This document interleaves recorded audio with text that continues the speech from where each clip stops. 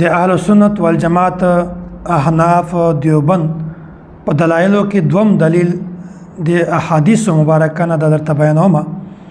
حضرت ابو هريره رضی الله تعالی عنہ فرمایي قال رسول الله صلی الله علیه وسلم انما جعل الامام ليؤتم به فاذا كبر فكبروا واذا قرأ فانصتوا واذا قال غير المغضوب عليهم ولا الضالين فقولوا آمين.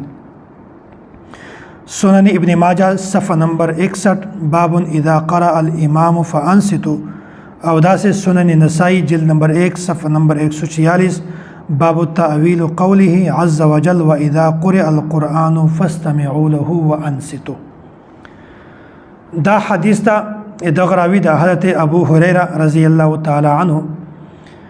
حضرت ابو هريره رضی الله تعالی عنہ دا روایت بیانوي وای پیغمبر علیه الصلاۃ والسلام دا خبره بیان کړی ده انما جعل الامام ليؤتم به. امام د دغه لپاره وي چې د اطاعت وکړل شي او د خبره ومنل شي. فاذا كبر فكبروا چې کله امام تکبیر وکي بیا تاسو هم تکبیر کوئ. واذا قرأ فانصتوا چې کله امام قرات کوي بیا تاسو خاموشي اختیاروئ. واذا قال غير المغضوب عليهم ولا الضالين فقولوا آمين چې کله امام تلاوت کوي غیر المغضوب عليهم ولا الضالين وای فقولوا آمين بیا تاسو امين وای. دغه حدیث نه بالکل خبره صفا واضح معلومه شو. تفصیل ضرورت نشته ځکه تفصیل په اول حدیث کې او اول تفسیر کې تیر شوی ده.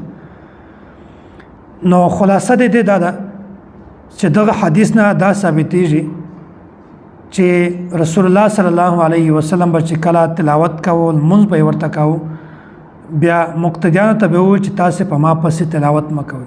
دا خبره هم تفصیلی تیر شوی ده چې اول څه حکم ورسته څه حکم ده.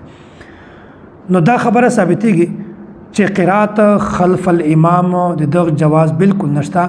چې کله هم امام منځ ور کوي مقتدیان شاته په ولاړی مقتدیانو لپاره ضروری ده چې هغه په امام سره بالکل خاموشي اختیار کړي په امام سره شاته نه سوره فاتحه وایي او نه قرات وکړي. تحقیق السند اسناده صحیح على شرط البخاري ومسلم. په دا باندې اهل حدیث حضرات یو اعتراض کوي. د دغه حدیث په سند کې یو راوی ده محمد بن عجلان. دا راوی ده دا ډېر غټ محدث تر شوی په دا باندې خو اعتراض کېدلای نشي. خو ما تاسو ته ویلو چې د دې عادت ته چې ځان سره د اعتراضات او د سوالات او ځان ته یو جوبې ګرځوي په هغه کې اعتراضات بند کړی دي او کله کله اعتراضات کولاوي. نو دی محمد بن عجلان باندې خو اعتراض کولای نشو. خو محمد بن عجلان په آخري بډاوالي په وخت باندې د اعتراض وکړ. اعتراض څه کوي؟ اعتراض دا کوي چې په دغه سند کې یو راوی د محمد بن عجلان چې هغه مدلس ده او حضرت ابو هريره رضی الله تعالی پر روایت کې دا کس د اختلاط شکار شو. اختلاط شکار مطلب دا ده چې عمر زیات شو بوډا شو هغه د وجنه د دنه با شایونه ویریدل نو خلط ملت پکېدو د وجنه دا اعتراض په کړی دا چې محمد بن عجلان دا کوم روایت څخه بیان کړی دا د دغه محمد بن عجلان د اخیری وخت په هغه وخت کې د خلط ملت شکار شو بوډا او هغه د وجنه هر شی ویریدل. نو د محمد بن عجلان دا خبره بیان کړی دا او هغه راوی چې هغه بوډا شي او د دنه شایونه ویریږي بیمار وي نو په هغه صورت کې بیا یو بل ځان ته خبره ده ا تفصیل ده. نو دغه اعتراض یو جواب ده. خو دغه ټوټل جوابات زه صرف خلاصه درته بیانوم. الله تعالی د محدثینو فقها مفسرینو په قبرو باندې په کرورونو رحمتونه را نازل کړي. دوی دغه اصول بیان کړی دا وایي چې یو داسې محدث او داسې مفسر او داسې فقيه چې هغه د خپل عمر په آخري وخت کې د بوډا شي او د خلط ملت شکار شي اختلاط ورته پیش شي آیا د فتوا دا قبول ده او کنه. نو دا تفصیل بیانوي. خلاصه درته بیانوم چې داسې محدث چې هغه یو حدیث بیان کی نو ګوري با چې دا حدیث د محدث د بیماری نه ورسته حالت کې بیان کړی دا او که په بیماری نه مخکې د صحت په حالت کې دا روایت بیان کړی دا. کچیرته د محدث دغه روایت بیان کړی د ځوانۍ د وخت ول د صحت وخت وال د بیماری د وخت وال نه ده نو دا روایت بالکل 100% قابل قبول ده. او کچیرته دغه راوی دغه محدث دغه روایت نقل کړی وي د بیماری نه بعد چې کله د اختلاط وال شکار هغه نه بعد دغه روایت نقل کړی وي نو بیا هم موږ نه پریدو، بیا به داسې کوو چې ګورو به چې یو صحتمند محدث داسې روایت نقل کړی دا او کنه. کچیرته یو بل صحتمند محدث داسې روایت نقل کړی وي لکه څرنګه چې دغه بوډا راوی نقل کړی دا نو په داسې صورت کې دغه روایت بیا هم 100% قابل قبول ده.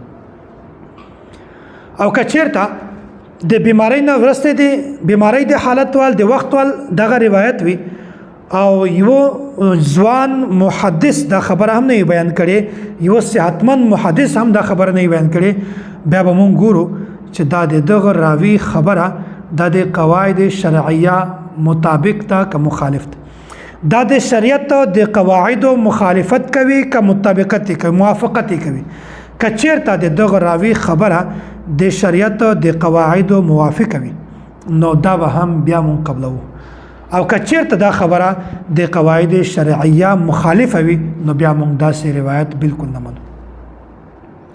نو خلاصه دا ده چې ګوري کچیرته یو راوی وي هغه د صحت حالت یو روایت بیان کی دا به هم مون منو، او کچیرته د بیماری د حالت والوي او یو صحیح ځوان محدث دا خبره بیان کړی وي بیا به هم د خبره منو، او کچیرته محدث نه وي او بیا د یغه راوی خبره د شریعت د قواعد خلاف نه وي بیا به هم منو، کچیرته د قواعد شریعه خلاف بیا دا مونږ نه منو.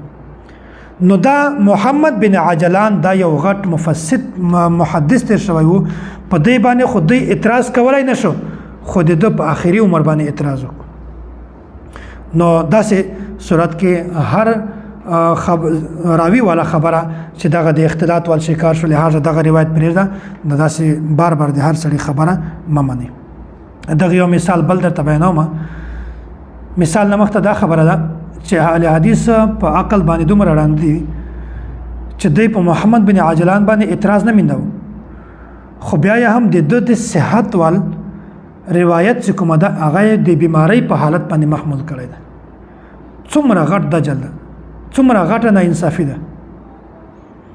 نو مثال دا ده مثلا یو کس ته په جمع سره لمونځ کوي، لمونځ یې وکړه او دی بیا ولاړی واشروم ته تقاضې دپاره، تقاضا یې وکړله او داسې نه ده کړی بیا واپس راغی. نو اوس دلته یو کس ورته وایي، طالب ورته وایي چې منډې کا دوباره بیا اودس وکړه، دوباره بیا لمونځ وکړه، ځکه چې تا خو امخته لمونځ نه دی شوی. خلک به ورته وایي ته بیوقوف انسان یې، لمونځ خو اول کړی ده او داسې ورسته ماته کړی ده بیا څرنګه د دغه سړي لمونځ نه کېږي. خلک به ټول ورته چې ته خپاګلې د خپل دماغو علاج وکړه، دا چې څو ورځې جیل ته واچوي د خپل دماغ صحیح شي چې زه سړي ته داسې خبره ولې کوم. نو محمد بن عجلان دغه کوم روایت نقل کړی ده دا د بیماری د حالت وال نه ده، دا بالکل د صحت د حالت وال ده، د ځوانۍ د حالت وال ده، او اهل حدیث حضرات دغه روایت محمول کړی ده د بیماری په حالت باندې، د بډاوالي په حالت باندې.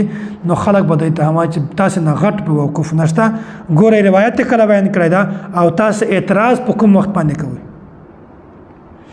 نو محمد بن عجلان دا یو غټ محدث تر شوی وو، د جوړې په دې باندې اعتراض کول دا بالکل فضول ده، بالکل لا یعنی ده. نو زه واستاسو ته دغه اعتراضات چې کوم جواب خلاصه ما درته بیان کړله دا 2-3 جواب په شکل باندې مونږ لیکلی ده او دا تفصیل تاسو ته بیانوم. اوله خبره ده چې محدثینو خو اگر چې په دې باندې کلام کړی ده، خو حضرت ابو هریره رضی الله تعالی عنہ پر روایت کې کتاب العلل او امام ترمذی رحمت الله علیه دا نقل کړی ده او تهذیب التهذیب کې هم دا روایت نقل شوی ده. او داس امام ابن حبان او علامه ذهبی دا فرمایي دغه خبرې ډېر پر زور تردید کړی ده چې دا کوم محمد بن عجلان دا روایت نقل کړی ده دا د صحت حالت والا خدای ظالمانو دا محمول کړی ده د بیماری په حالت باندې. نو تهذیب التهذیب جلد نمبر 5 صفحه نمبر 742، میزان الاعتدال جلد نمبر 4 صفحه نمبر 204 په دا کې امام ابن حبان او علامه ذهبی دغه خبره پر زور تردید بیان کړی ده. او داسې محمد بن عجلان د دغه دوا متابع هم موجود دي. خارجه بن مصعب وقد رواه خارجه بن مصعب ايضا يعني عن زید بن اسلمه. لکه څرنګه خبره چې محمد بن عجلان بیان کړی دا دغه خبره خارج بن مصعب هم بیان کړی دا او داسې یحیی بن العلاء الرازی وقد رواه یحیی بن علاء الرازی كما روایاه او سنن الكبرى للبیهقی جلد نمبر 2 صفحه نمبر 157. نو دا خبره هم یحیی بن علاء دا نقل کړی دا او دا دوه دا روایت بیانوي. نو اختلاط هم نشتا، صحت او متابع هم موجوده. اې دې وجنه محمد بن عجلان باندې اعتراض کول دا بالکل فضول خبره ده.